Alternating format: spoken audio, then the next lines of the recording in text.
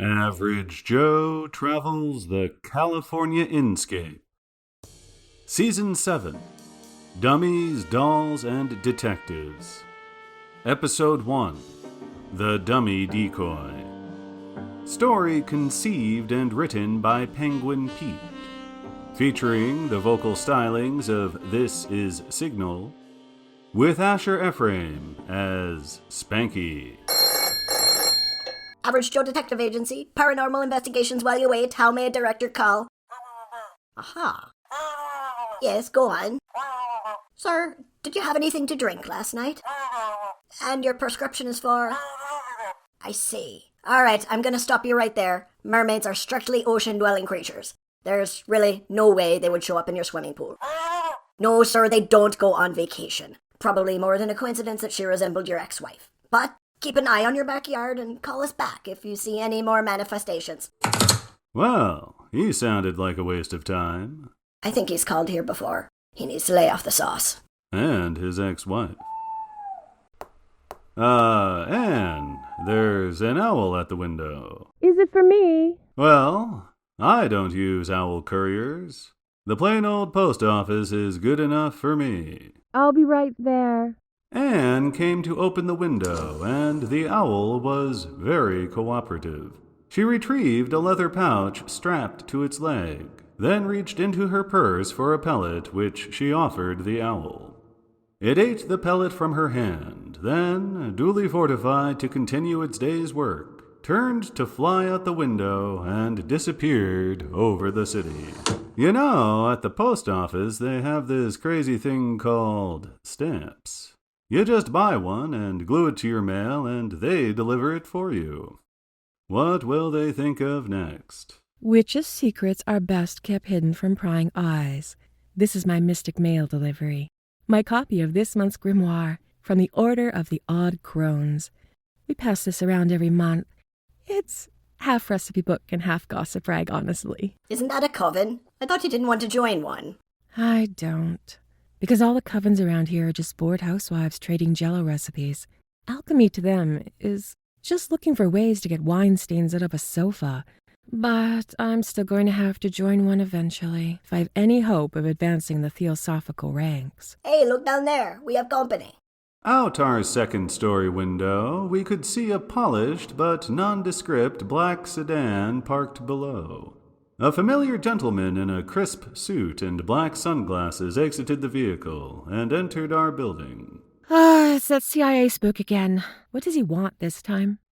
We all turned to behold nobody less than that dashing Agent Cooper himself at our door. He was towing a large case on wheels, as if, it seemed, he thought of moving in with us.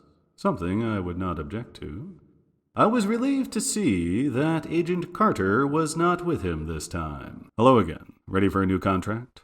About as ready as we are for a lobotomy. Now, these assignments aren't my idea. The higher-ups in Washington call the shots. But this will be an easy assignment. Very trivial. We're missing a guy. Seems like you're always missing a guy.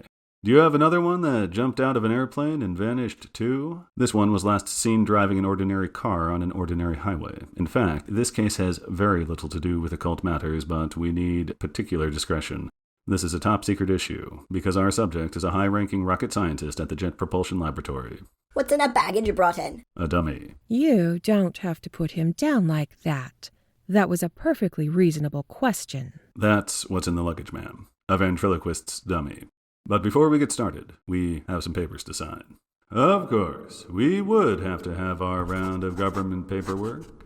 After all of us had signed Agent Cooper's papers, swearing us to secrecy and avowing that we would never conspire with communist parties, he got out folders of files to show us. The missing person, Jack Carson, was indeed a rocket scientist, though something of a wild card. A bright young prodigy who assisted the government air defense program by designing new fuel formulas. Thanks to my Popular Mechanics magazine subscription, I was familiar with the Jet Propulsion Laboratory. The JPL was founded by Caltech researchers just before the war. Hopefully that will help you next bar quiz you find yourself at. But our man Jack Carson had apparently picked up some interest in a side hobby. So let me get this straight. This guy was a rocket scientist, he had security clearance, and a nice fat paycheck. And he wanted to ditch all this to go into showbiz? Yes, ma'am. He was obsessed with vaudeville stage magicians. He had posters from classic magic shows all over his house. On the night he disappeared, he had accepted a new order for a batch of rocket fuel, promised to deliver it by the end of the week, but left the next morning to audition his first performance as a magician and ventriloquist act. His car was found 6 hours later by the side of the road. No driver, no signs of strife, and he left his dummy behind. Cooper now unzipped the big case on wheels and brought out the dummy in question. It was dressed like a gangster in a gaudy pinstripe suit, and even had a plastic Tommy gun permanently attached to its right hand. Is this supposed to be Al Capone? We have no information on the origins of this dummy. The closest we can guess is that Mr. Carson picked it up at a local antique shop. But, as you observe, it seems to be made as a caricature of a movie gangster. Well, the energy coming off this thing tells me it's a very wrong number. Aye, look at it. Gives me the creeps. Who would make this thing expecting an audience to laugh at it? It smells kind of funny. Was it sitting next to the fuel can in the car? We haven't determined anything about its composition. We figured we would leave that to you. Now, on the subject of compensation, we're paying you our standard contractor's fee, and in addition, I pulled a few strings to get authorization for this. On completion of the contract, as a bonus, I have some information about an individual of crucial interest to you. Specifically, the location of Rackseed Shinestrong.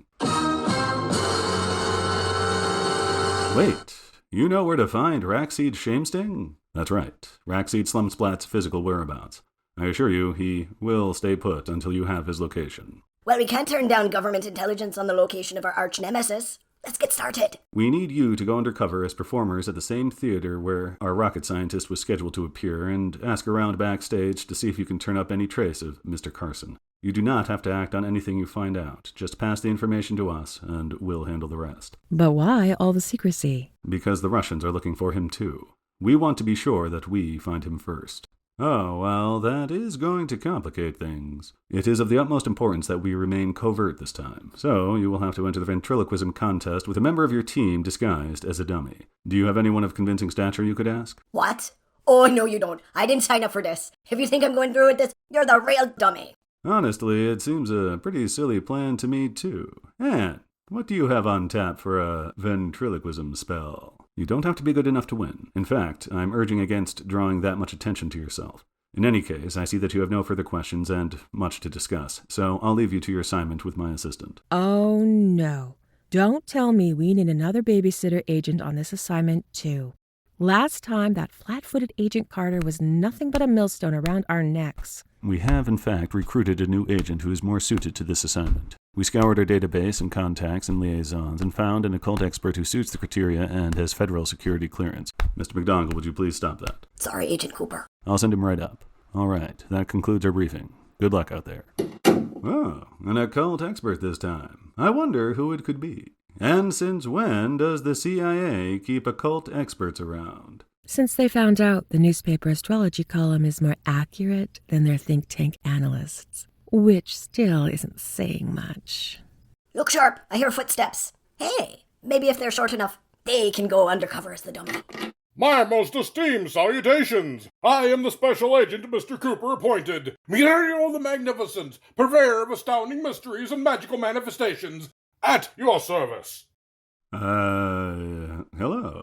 I'm Average Joe, and you also gotta know my partner and Darkside and our associate, Spanky McDongle. You're a stage magician? My career has encircled the globe. I have years of experience in presenting the secrets of the ancient Magi to the modern world in dazzling spectacle.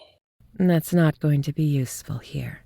We track down occult villains, not illusions, actual magic. Aha! Yes, madam, we assure the public that the secrets of the stage are most inscrutable.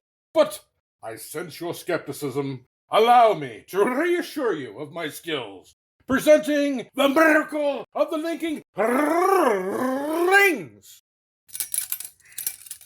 Of course, I was shy of time to prepare. That's funny. The rings usually come right off. Oh, this is hopeless. We are going undercover for this assignment, so this flamboyance and showy brouhaha is exactly the opposite of what we need. Here, sir, let me take your coat and hat, and let's sit down and sort this out. You might want to be careful with that. It needs a cleaning. I'm afraid my rabbit isn't hat broken.